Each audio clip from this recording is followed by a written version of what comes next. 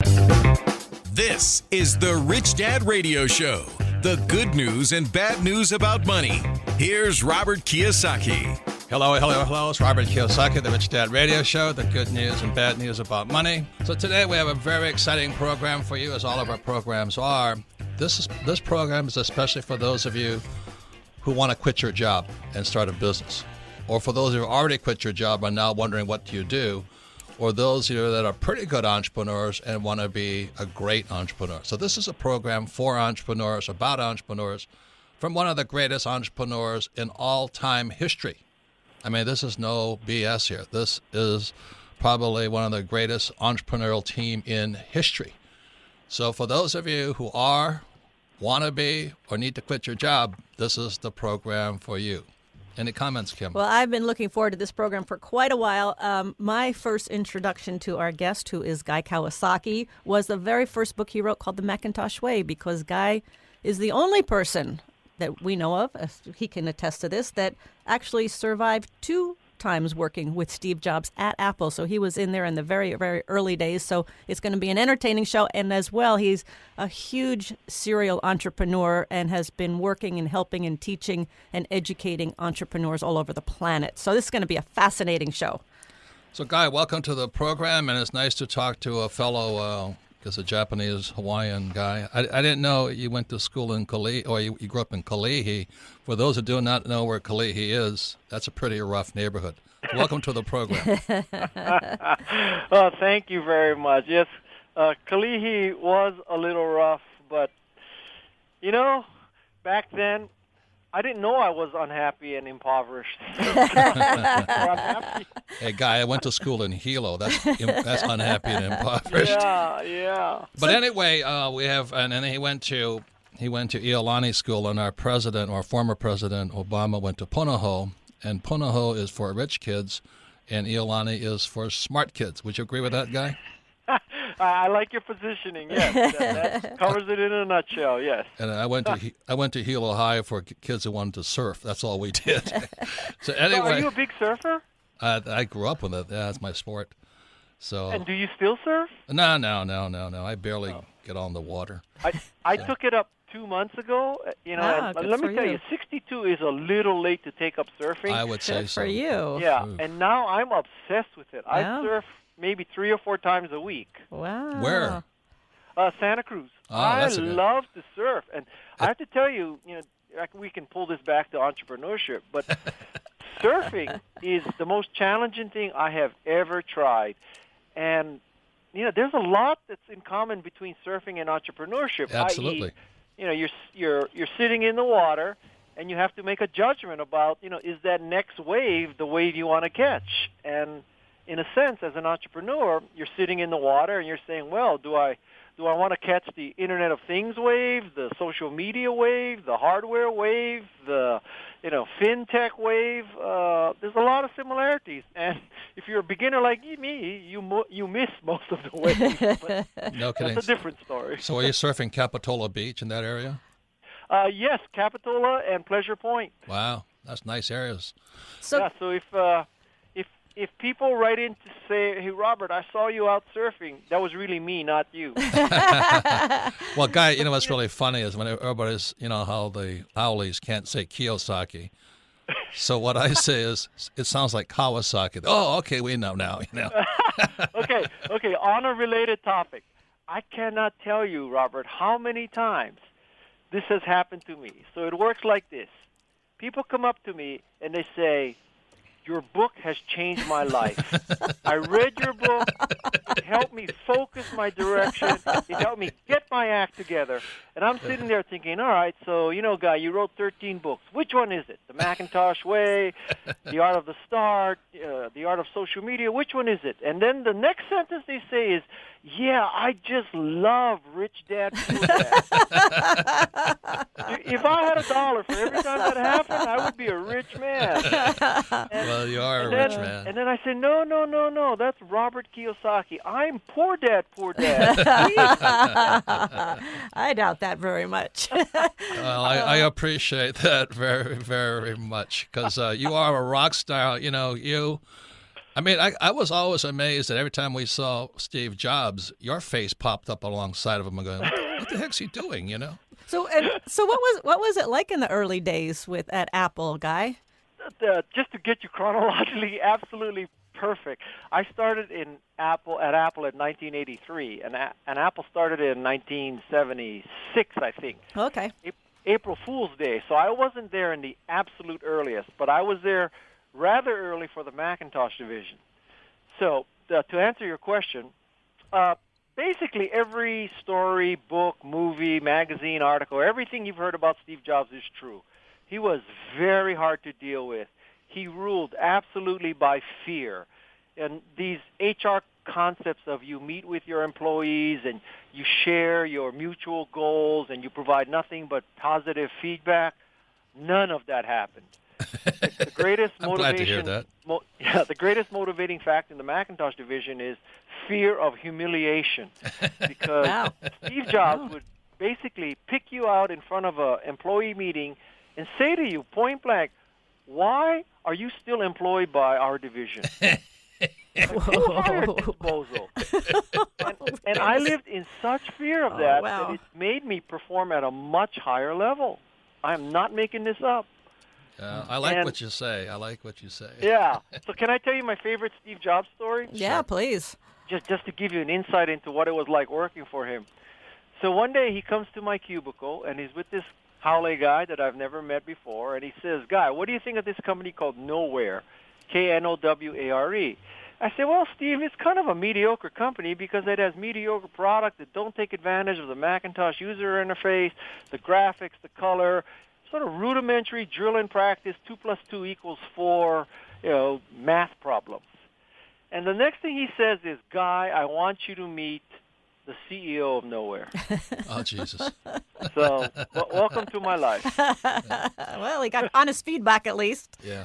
Yeah, he did. He did. And actually, to my credit, in a sense, I gave the right answer, because probably Steve thought the company's products was crap too.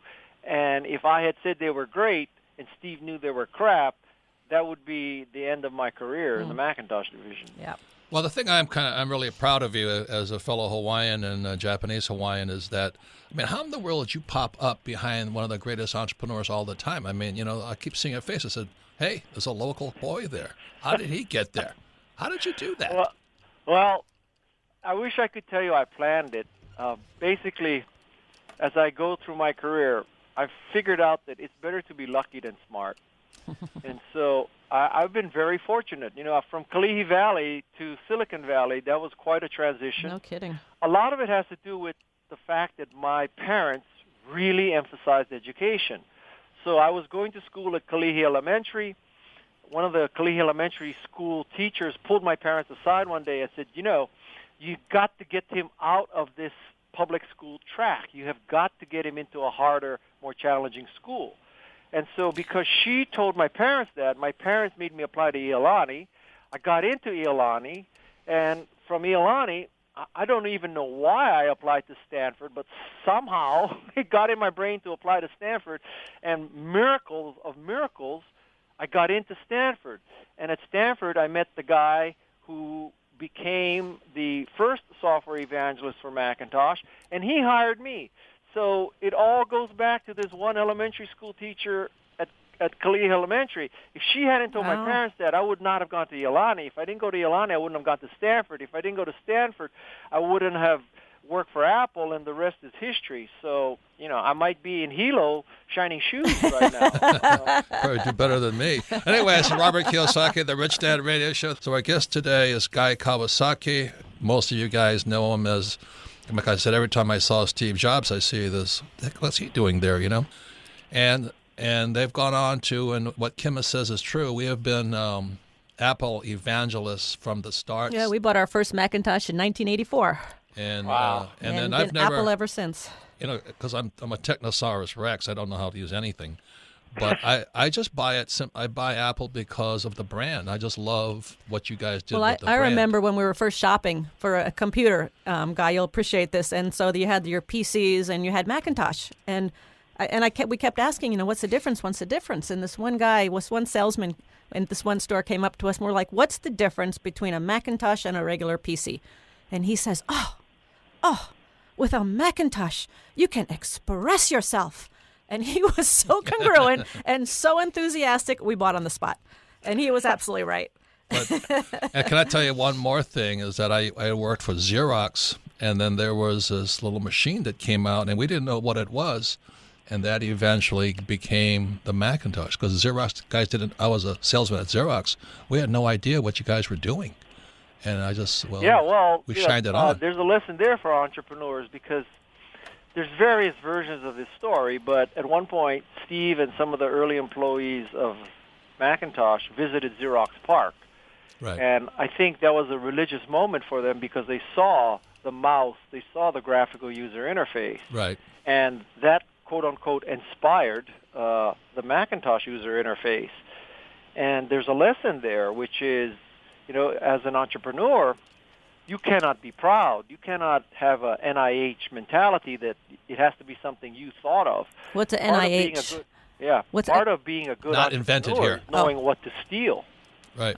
Well, that was that movie, the Pirates of Silicon Valley, which was about Gates and Jobs, and how Gates took IBM and Jobs took Xerox. How true is that? Well, both people became very successful, so it shows there's alternate paths. Well, you guys Gates wiped out IBM, and you guys wiped out Xerox's division. Yeah, but then Gates wiped out Macintosh. When we come back, I want to ask you one question, because you always trash Microsoft, and I have no problem with that, But I just want to find out what your real feelings are. I mean, don't you really love those guys? I mean, at the end, when Jobs passed, it came out that he and Gates they claimed to be friends or something. So when you come back, we'll talk about that and all this. But most importantly, I want to really find out what you think about Microsoft, and I'll tell you why when we come back.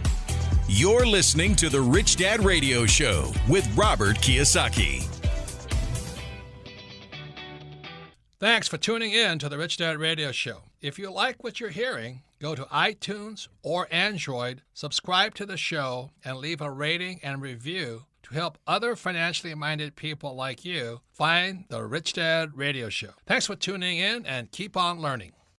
Every business owner and real estate investor needs asset protection. Entities like LLCs, S or C Corps are vital to protect yourself and your business. Let Corporate Direct guide you through the process of forming a corporation or LLC. Corporate Direct is owned by Rich Dad advisor Garrett Sutton and is Robert Kiyosaki's choice for corporate formation. Mention Rich Dad and receive $100 off a formation. Call 800-600-1760. That's 800-600-1760. Or visit online at corporatedirect.com. That's corporatedirect.com. Log on to richdadradio.com while you listen. Now back to Robert Kiyosaki. Welcome back, Robert Kiyosaki, the Rich Dad Radio Show, the good news and bad news about money. Again, you can listen to this program anytime, anywhere on Android and iTunes. And all of our programs are archived at richdadradio.com. And once again, we archive them because repetition is how we learn best. Listen to this program again, you'll pick up twice what you are hearing right now. And if you discuss it with friends, family, and business people, the amount you will absorb will be astronomical. And we have a very special guest today. It's about all of what's in us. It's the entrepreneur of entrepreneurs. His name is Guy Kawasaki. He was in there with Steve Jobs, not from the start, but they took it to the heights. And we're talking about his latest book. It's called The Art of the Start 2.0. This is for all of you guys out there who want to quit your daytime job, or already have quit your daytime job and want your daytime job back, or you need to build a bigger company. Comments. And Guy's also the chief evangelist at Canva, an online graphic design tool, and he is the brand ambassador for Mercedes-Benz. How nice is that? So, Guy, I have a quick question: is that you're always trashing Microsoft, which I find entertaining, but there's I want to find out what you really think. But the reason for that is when Kim and I founded the Rich Dad Company 20 years ago, there was all-out war at the start because our partners were hardcore Microsoft fans, and Kim and I are hardcore Apple fans, and I had no way to speak because I don't even know how to use a computer. I'm just a loyal fan. Right, Kim? Yeah, matter of fact, Rich Dad Poor Dad was written on a Macintosh. Yep. Really? Yeah. It was. Yep. One of those Wow. small little gray portables that Yep. today looks like a boat anchor. But anyway, I want to ask. So tell me why don't you like Microsoft?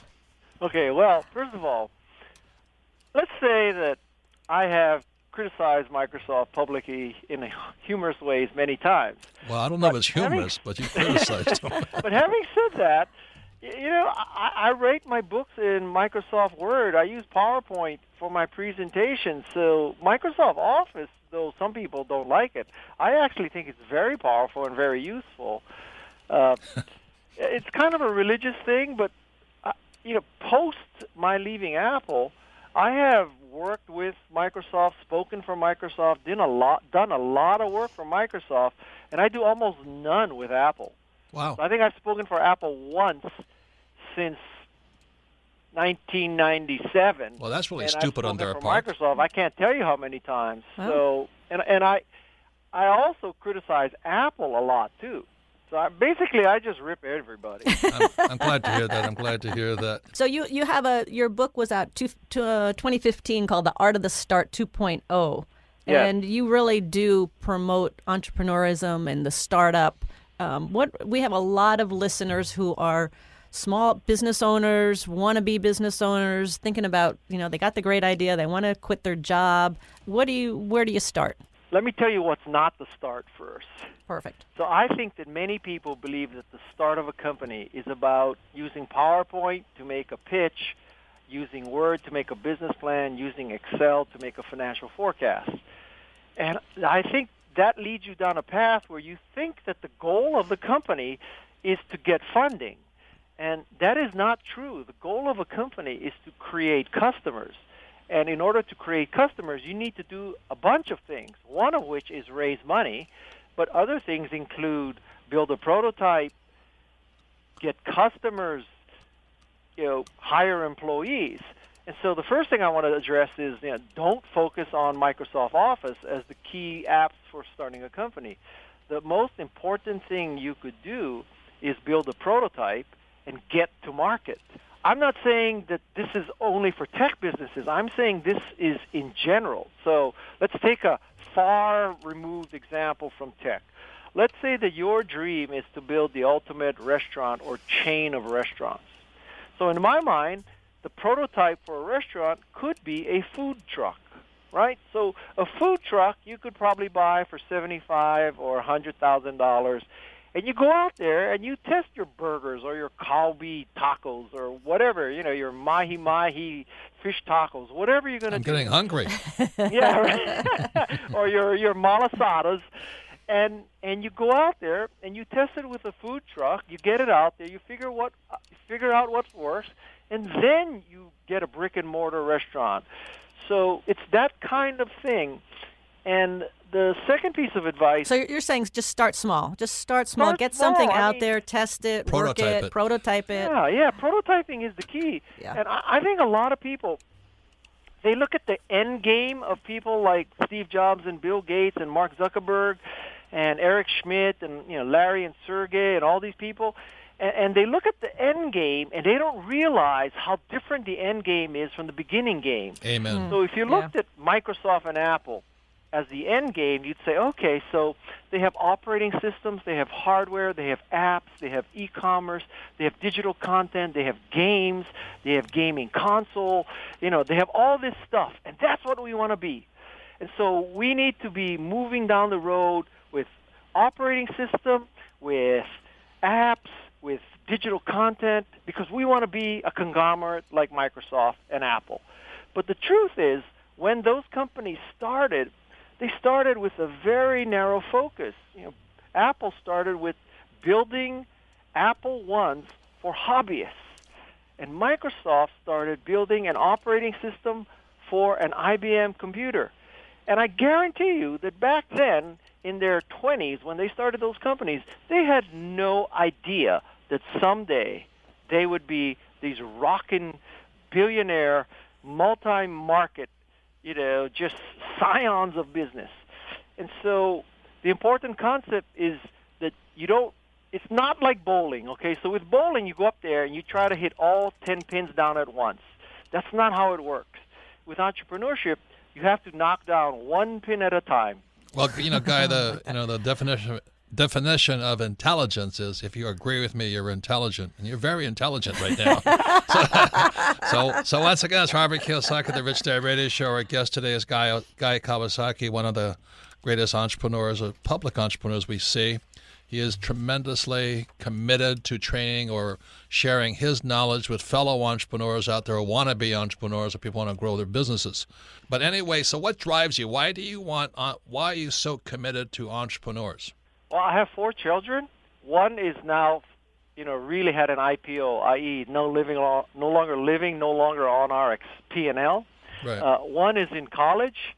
One is in a very expensive private school, and the other one is in a very expensive private school. So when people ask me what motivates you, the answer is tuition. No wonder you call yourself Poor Dad. That's right. Poor dad, well-educated children. I know when you ask most people, what motivates them and all that, they have this really great, smooth, canned answer about changing the world and all that. And I have that version of that answer too. But I have to tell you, on a day-to-day basis, I'm just like most of your listeners. I've got bills to pay. I've got tuition. I've got tutors. I've got, surfboards to buy. Some of it is just purely tactical. Now, on a higher level, so people don't think I'm just this low-level loser, I have 2 words that define my existence. So when I die, I want people to say, Guy empowered people. He empowered people through his writing, his speaking, his advising, his investing. He helped me change the world. That's what I want said about him. Well, also, and that he paid the tuition of 4 children. So this is my big, quick question over here. Much like me, you talk about your mistakes because a lot of people don't admit to their mistakes.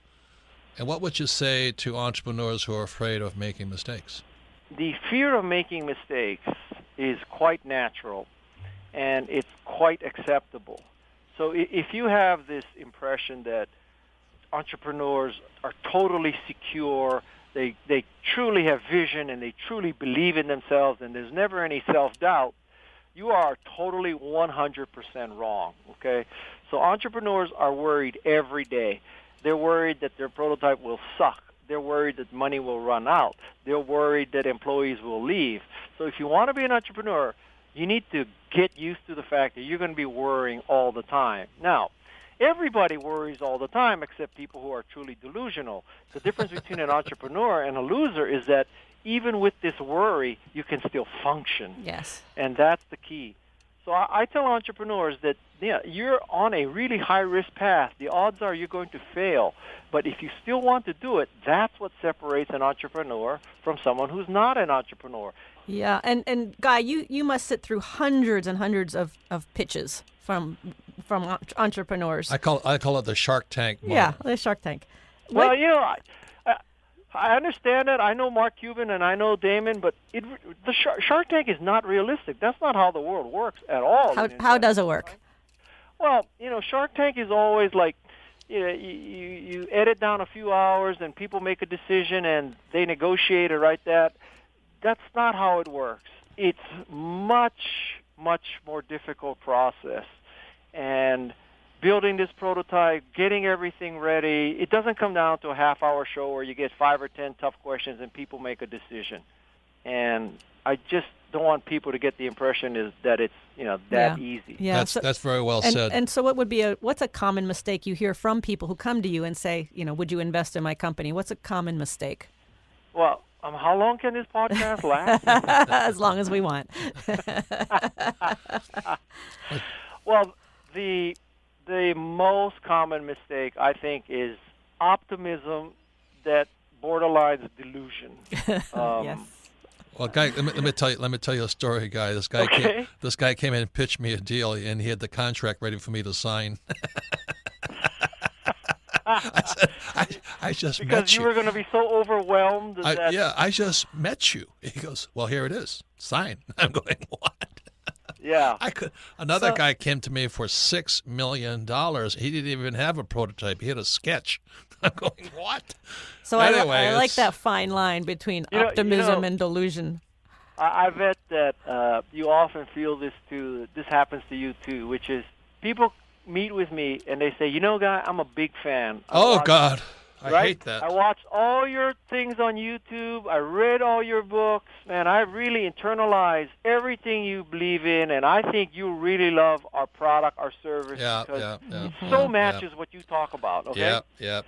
And then one thing in my book that is of great emphasis is that I believe that you should have about 10 slides in your PowerPoint, and you should be able to give it in 20 minutes, and the smallest font you should ever have is 30 points. That's the 10, 20, 30 rule of PowerPoint. That's for blind guys. After they tell me they read all my books, they watched all my video, they're big fans, they're believers, they're evangelists for Guy Kawasaki, they boot PowerPoint, and the first thing I see is it's freaking 60 slides, 8-point type, and it's going to take 90 minutes to go through this. And I want to say to them, you just told me you read everything I wrote. You watched every YouTube I've ever done. And you boot PowerPoint, and there's 60 slides, 8-point font. Have you lost your mind? And is that when you signed the contract and give them a check? That's a wiring instruction. Yeah. Okay, once again, it's Robert Kiyosaki, the Rich Dad Radio Show. We have our great, fantastic guest, one of the leading entrepreneurs in the world today. Is Guy Kawasaki. His website is KAWASAKI.com. Don't spell it Kiyosaki, it's Kawasaki. And poor dad. I should get that domain. Author of 13 books, and his most recent ones are The Art of the Start 2.0 and The Art of Social Media, came out in 2014. We'll be right back. You're listening to the Rich Dad Radio Show with Robert Kiyosaki. Rich Dad Coaching offers a phenomenal variety of services and custom strategies, all aimed at ensuring a secure, comfortable, and rich future for you and your family. Now you can get weekly access to exclusive Rich Dad coaching services through our live stream events. Go to richdad.com and click on the on-demand banner at the top of the homepage. Great new videos are updated regularly. Get inside knowledge and insights from Robert Kiyosaki himself, Rich Dad coaching professionals, and more. Go to richdad.com and click on the on-demand banner at the top of the homepage. This is the Rich Dad Radio Show, the good news and bad news about money. Here's Robert Kiyosaki. Welcome back, Robert Kiyosaki, the Rich Dad Radio Show, the good news and bad news about money. And today our program is for all you entrepreneurs who want to quit your job and become entrepreneurs, or already have quit your job and think about getting your job back, or people who want to grow your business, because it's really about entrepreneurship. And our special guest today is Guy Kawasaki, infamous with Steve Jobs and Apple and all this. He's the biggest brand evangelist for Apple. Kim and I are hardcore Apple fans. And today we're talking to those of you who want to start your own company. And the thing I love about talking to Guy is that, Kim and I get pitched deals all the time from wannabe entrepreneurs. And everything Guy is saying, it hurts to listen to, because the same entrepreneurs, or the wannabe entrepreneurs, make the same stupid mistakes. Right, Kim? Yes, so we're talking with Guy Kawasaki. He was the chief evangelist of Apple twice with Steve Jobs, and he's the chief evangelist of Canva, an online graphic design tool, as well as brand ambassador for Mercedes-Benz. And his latest book he came out with is The Art of the Start 2.0 and The Art of Social Media. Guy, there's so much to cover here. The day after Steve Jobs passed, you did a talk. And yes. I understood you changed your talk from what it was to lessons you learned from Steve Jobs. Yes. And one of the lessons that hits home for Robert and myself is you say that A players hire A players. What does that mean? That means that good managers, good executives, they hire people who are equal or better to themselves. Amen. So an A player hires an A player, or even better, an A-plus player. It should be a source of pride that your team is better than you at each of their functional areas. And it should be a source of embarrassment if you are the best sales, engineer, operations, finance and marketing person. Let me say it. Surrounded yourself with mediocrity. Yeah, let me say it another way, because this is being more negative than Guy. What happens is when we hire employees, some of them think they become King Tut. And the only people they hire then are people lesser than them who will drop to their knees and kiss their toes. And what Guy is saying in his statement is that when you hire a King Tut, they start hiring not A players, but B, C, and lesser players. Yes. And for all of you listening here, the key is really you cannot hire people with huge egos and lack of ability. Is that what you're saying? Yes, exactly. I want people smarter than me around me. Well, we always say if you're the smartest person on your team, then you're in trouble. That's true. Because I mean, if you have to do all of that, you're never going to grow a successful company, a big successful company. Yeah, correct? and the goal is to be successful, not to be the smartest person in the room. Right. But you Right. you and I know there's a lot of King Tuts running around out there. Huh? And I call them their kings looking for a throne, and they make me nauseous. They're so arrogant. I'm going, hey, if you're going to treat me, the guy with the money, like this, how are you going to treat your employees? Well, arrogance and stupidity is an ironic combination. Well, I've been guilty of both at the same time. But are you guilty of both of them at once? All the time. I'm always. Well, admitting it is the first step. Yeah, I'm proud of it too. I'm from Hilo. You got no pride coming from Hilo, Hawaii. But anyway, the other thing was Kim and I were just talking because we were in a pitch deal on it was a juice company, and the first thing I looked at was the guy's partners, and I said, "This is never going to work, never." Right, Kim? Yeah. And I got chewed out at home by Kim. Said, "Why do you have to be so rude to him?" I said, "Because I smelled a rat." Well, that was along the lines of somebody in the business for the wrong reason, and his partner was there to get a paycheck. That was it, not to be a partner. So that was pretty clear. And the thing that she said, well, I've already done my job. Now I'm just going to be part of the company. I went, what? But part of the problem with that startup is they did not have sales. And that was, there was no salesperson on the team. No, but even worse there were worse than that guy inventors and doctors. Is our friend, is a woman, is a billionaire, and they had their hands in her pocket. That's what made me sick. I wouldn't open, but she was so sucked into the purpose, we're going to change the world and all this other stuff, everything you write about, but their hands were in her pocket, and they were there just to take money out of her pocket, as far as I was concerned. And I just blasted them in front of everybody, and Kim had to take me home on a leash. Well, so how important in the world of entrepreneurship and business is sales?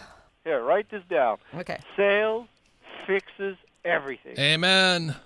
Sales fixes everything. Now, when people hear that, a lot of them have negative reactions. They say, well, it's about creating jobs, and it's about changing the world and all that. And, I understand that at some level. And we have the highest quality. Yeah, right. And sick. we empower people and all that. So don't get me wrong. I believe in all that motherhood and apple pie. But fundamentally, when you have sales, you have revenue. When you have revenue, you're still in the game. Yeah. And the leading cause of failure in entrepreneurship is death. What a concept. And you die when you run out of money.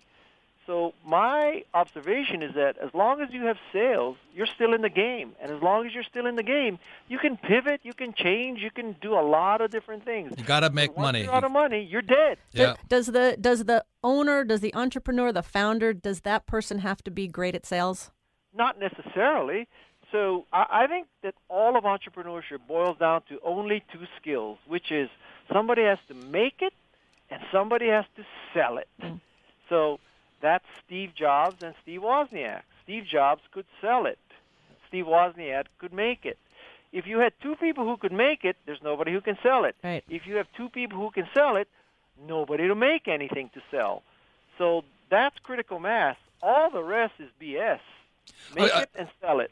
I want to recommend everybody, please get his book, The Art of the Start 2.0. This is Guy Kawasaki's book, and The Art of Social Media. Because what Guy is saying, he's telling it to you straight. I mean, he's He's saying it better than I would say it. But anyway, I mean, what I was saying, I sit there like Shark Tank. People come and pitch me their deals. And I just can't believe it. You use the word, it's the same word that Mark Cuban uses on Shark Tank. He goes, you're delusional. So do you have a definition for delusional? Because most entrepreneurs start off delusional.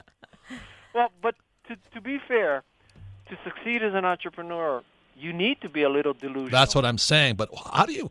This is Where's my the question. fine line? When do you know you've gone too far? You now drank the Kool-Aid and you're dying. A very good test is of delusional characteristics is because I've sat in pitches like this, and I'm sure you have too, which is they come in and they say, by year 5 we're going to be doing $500 million. Oh God. Yep. And I point out to them, well, do you understand that would make you more successful than Google, Cisco, Apple, Ford, Mercedes, Facebook, IBM, General Motors? You understand that you are saying you're going to be the most successful company in the history of mankind. And usually the response is, yeah, and I'm being conservative. Yes. Well, it's that same, we're going to capture 1% of the market, right? What you talk about. The market's Yes. a 20 million 20 people, trillion, and we're gonna just going to get 1%. Yeah. Well, that is the sign. You might as well hold up a sign on your forehead that says, I am clueless. Another thing. We hear it all the time. We hear that all the time. We're just going to get 1% of the market. Another thing I love, Guy, is when watching Shark Tank, but in real life too, somebody says, I need $100,000. Says, what you going to do with the money? I can pay myself. Yeah, that's what I want to do, create jobs. I want to pay you. I want to pay you. Are you kidding me? Yeah. I can't believe people come and say that. Man, we must be meeting with the same people. Okay, so we've been talking about all the negatives, what not to do. Yeah, what do you do? But, okay, so here as quick as I can, I'll explain how a good meeting works, okay? Perfect. So the way a good meeting works is, first of all, they did the research. They understand where Guy or Robert is coming from, what we're interested in, what our background is. So they checked us out on LinkedIn. They checked us out on social media. They checked us out to get a feel that, Guy doesn't know jack about biotech, but he loves social media. So you don't come in and say, I got the cure for cancer to Guy, because Guy's going to say, I don't know anything about cancer. I'm not interested. So that's number one. Number two, I think that many entrepreneurs have heard that people invest in teams. So they spend about half an hour explaining their team, So this is where I went to high school. This is where I went to college. My parents came over on the Mayflower. I took a .NET class one summer. I worked for Goldman Sachs as an intern. All this, and then they do that for each member of their team. Like, I could care less what the hell your background is until I know what your product is. So what people have to understand, and I use an airplane analogy, 2 kinds of airplanes in the world. There's a Boeing 787, 777, 747, Airbus A380. Takes 2 miles to take off. Another kind of airplane is an F-18, taking off from the aircraft carrier. That F-18 has 1.5 seconds to get to 150 kilometers, or it falls into the ocean. That's the 2 choices, right? I've done that. People have to understand that you have to take off like an F-18, which means that in the first 30 seconds, you need to explain what the hell you do. So that's fantastic. Canva, I can explain to you what Canva does. Okay, so Canva is an online graphics design service. It enables you to create beautiful graphics. I guarantee you that you can create beautiful graphics in Canva faster than you can boot Photoshop. Boom, done. You know what I do, right? That's an F-18. And so you've got to take off like an F-18. And then what you want to do as soon as you can is get to a demo. Because everybody has the slide that says 1% of this huge market. Everybody says we're hardworking, visionary, passionate people. Everybody says that. And where you separate true entrepreneurs from non-true entrepreneurs is, let me show you my prototype of Canva. Let me show you my prototype website. Try my cookie. This is what my restaurant is doing right now. We have a food truck, and we have the most popular food truck in LA. Get to the demo as soon as you can. As such fabulous advice, because when Kim and I created the cash flow game, Kim and I was a prototype. It was on butcher block paper, and we had bullets to represent the pieces. And the problem was nobody understood the game after we demoed it, and we were depressed. We were depressed for the longest time. We had to dumb it down a little bit, make it a little simpler, but it was exactly what you said. You got to go out and test it, get the prototype, and then keep working at it, keep testing it. And then the other thing that people know is that we couldn't sell the game because we couldn't get the price down, so we raised the price up. So we had a game that everybody, the focus group sort of said, yeah, I think it's worth $29.95. So we put the price at $200. It's just because it costs us $50 to make. Wow. So because we were so new into the business, we had no scale. So we put the price at $200, and we couldn't sell it. So then I wrote this book called Rich Dad Poor Dad, and the book took off. Wow. So there's a lot of lessons in that story alone. So well, that's one perseverance. lesson I want people to really pick up is that focus groups are not that useful. Yes. Why? Because they don't know what they want. That's true too. Yes. So that's one problem, and the other problem is in a focus group. There's like a lot of social interaction. So you're in a focus group, and you don't want to look stupid next to all the other people, right? Yep. And maybe there's this hot guy or hot gal in the focus group, so you want to had that. So, you come up with this really intellectual discussion of pricing and positioning and all that, and really what you just want to know is you're going to buy it or not. I mean, that's right, and that kind of stuff can't come out. And the other thing that's wrong with focus group is a focus group can tell you how to maybe evolve an existing product, but they cannot tell you how to change the world and jump to the next curve. So if you brought a lot of people who bought ice from an ice factory, hard to imagine if you said, well, what do you think if we miniaturize the ice factory and we put it in your house so you had your own personal ice factory? We're thinking of calling this a refrigerator. Would you buy it? And everybody would say, no, I just call up the ice factory or send the ice factory a telegraph, and they deliver ice in the truck. Why would I want a refrigerator in my house? So you'd say, feedback from the focus group, don't build refrigerators. Right. And you also, Steve Jobs said, a lot of times people don't know what they want until you show it to them. Is that is that what you're saying? Sometimes not even after you show it to them, but yes. So they really don't know what they want. Yeah, so don't believe focus groups. I think the richest vein for starting a company is to build the product that you want to use. You build a product that you want to use and just hope that you're not a psychopath and you're the only person in the world who wants it. Or delusional. Yeah. So, hey, Guy, once again, really, really thank you for your, I sense your dedication and commitment to entrepreneurship and making the world a better place because your products and your actions speak louder than your words. So, again, thank you very much. Thank you. And everybody, check out Canva, Canva, and also highly recommend The Art of the Start 2.0 and The Art of Social Media. And Guy's website is very simple, GuyKawasaki.com. Thank you. And we'll come back. Mahalo. And we come back, we're going to ask Robert. You're listening to The Rich Dad Radio Show with Robert Kiyosaki. Every business owner and real estate investor needs asset protection. Entities like LLCs, S or C Corps are vital to protect yourself and your business. Let Corporate Direct guide you through the process of forming a corporation or LLC. Corporate Direct is owned by Rich Dad advisor Garrett Sutton and is Robert Kiyosaki's choice for corporate formation. Mention Rich Dad and receive $100 off a formation. Call 800-600-1760. That's 800-600-1760. Or visit online at corporatedirect.com. That's corporatedirect.com. The key to achieving your dreams is to develop a rich mindset instead of an excuse mindset. Instead of saying, I can't afford that, ask yourself, how can I afford that? It's amazing how a simple shift in thinking can open a world of new ideas and endless possibilities. Let the Rich Dad Company help kickstart your journey to financial freedom. Robert Kiyosaki and the Rich Dad Company have compiled Robert's top secrets to creating a rich mindset, now available in a 10-minute ebook, How to Achieve a Rich Mindset. This offer is available for a limited time only, so get yours today. Get your free ebook, How to Achieve a Rich Mindset. Go to richdad.com and look for the banner. Again, this is available only for a few days, so act fast. Go to richdad.com and look for the How to Achieve a Rich Mindset banner. Financial freedom begins with financial education. Now back to Robert Kiyosaki and the Rich Dad Radio Show. Welcome back, Robert Kiyosaki, the Rich Dad Radio Show, the good news and bad news about money. Once again, listen to this program anytime, anywhere on iTunes or Android, and all of our programs are archived at RichDadRadio.com.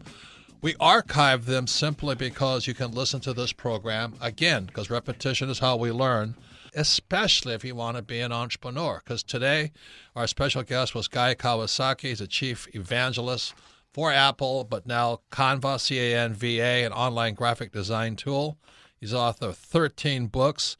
So this is a very important program because what he said, I have to agree with. I'm also kind of fascinated that his family and my family know each other, but we never met each other. So anyway, it's kind of an interesting thing, and we're both entrepreneurs, and we both write about entrepreneurs.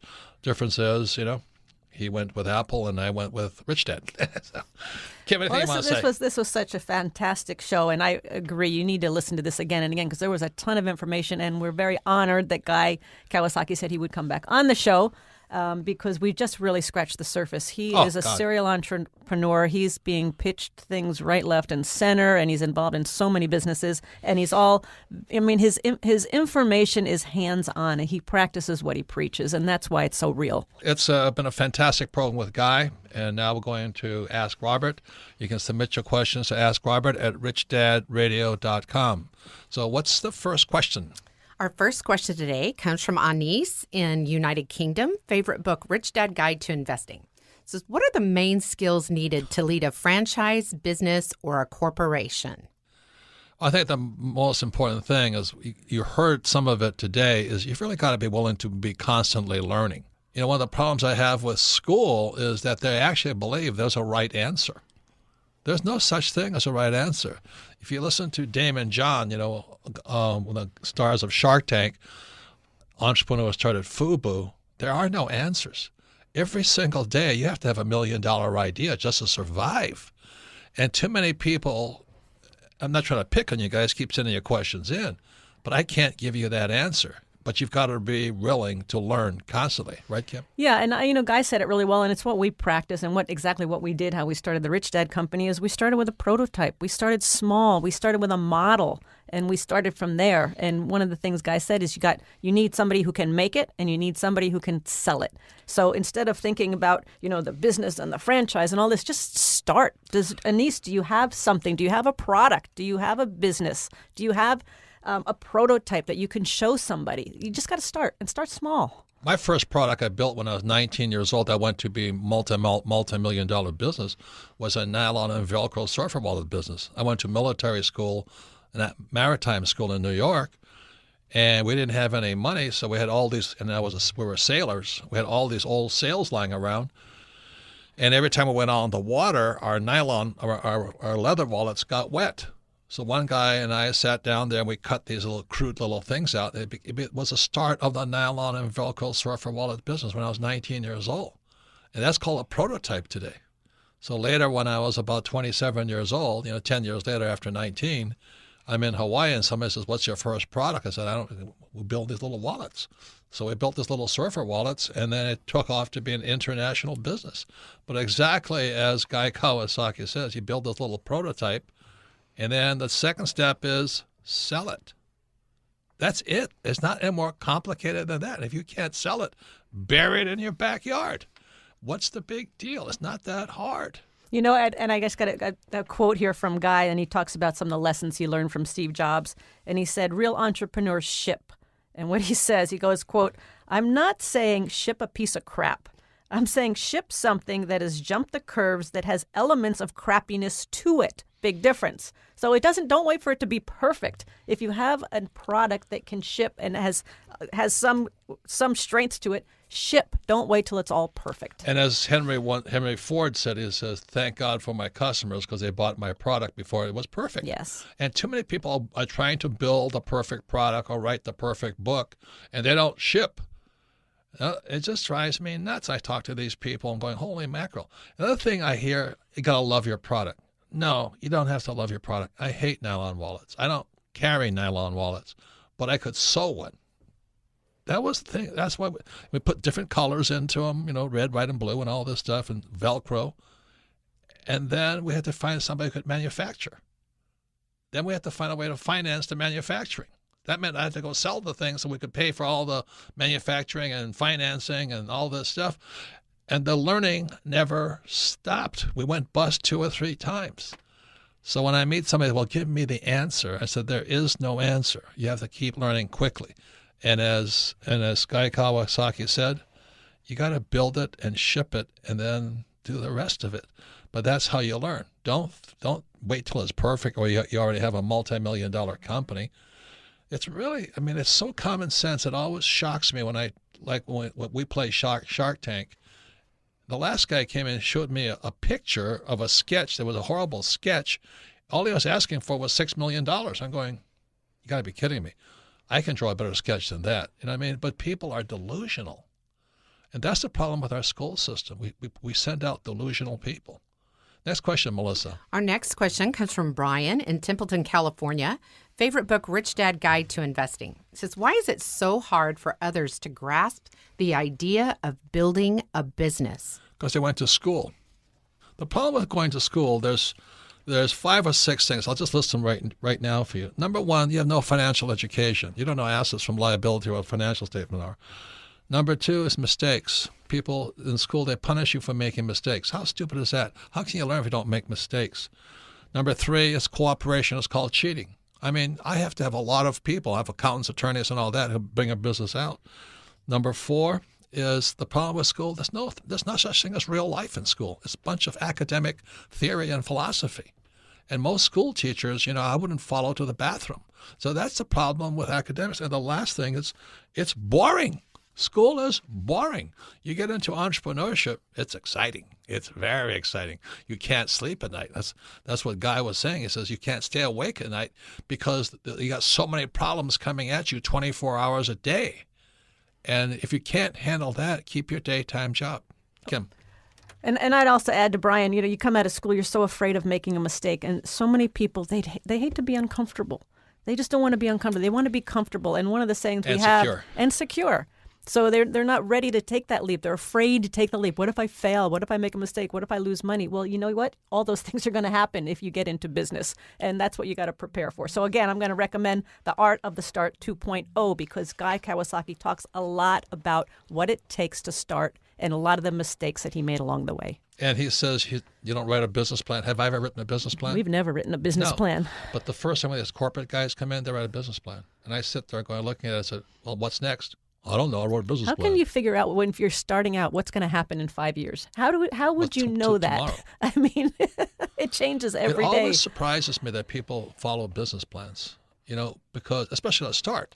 It's possible when the business is up and running and you have some track record going. But at the start, it's just every day, man. You're just making it up as you go. Didn't George Foreman have a saying about you have a plan, you're going along a plan until somebody punches you or something like that, until you get punched? The plan works until somebody knocks you out in the ring. Yeah. Last question, Melissa. Okay, our last question comes from Raul in Castro Valley, California. Favorite book, Rich Dad, Poor Dad. It says, Dear Robert, what's the most important financial literacy lesson I should know in 2017? So that's another one of those things that people are looking for the answer. And that's why you might want to listen to, since we archive all of our Rich Dad Radio programs, the answer is go to Rich Dad Radio, look up the interview with Damon John on Shark Tank, the guy who started FUBU. And he talks about how even when FUBU took off, he still had to have a job at Red Lobster just to pay the bills. And one of the biggest problems, all you school teachers listen to this, there's no such thing as a right answer. There is no such thing. There is no right answer out there. Only place there's right answers is in your silly little classroom because you actually think your right answer counts. I mean, what year did Columbus sail to America? And the answer is which year, which voyage. There's so many right answers. And most school teachers think there is one right answer. And then they pass it on to the kids, and that's why they're delusional. Keep sending your questions in to AskRobert at RichDadRadio.com. And thank you to Guy Kawasaki. Again, his book is The Art of the Startup 2.0, The Art of Social Media in 2014, and his website is GuyKawasaki.com. Please listen to people who have done the real thing. Thank you for listening.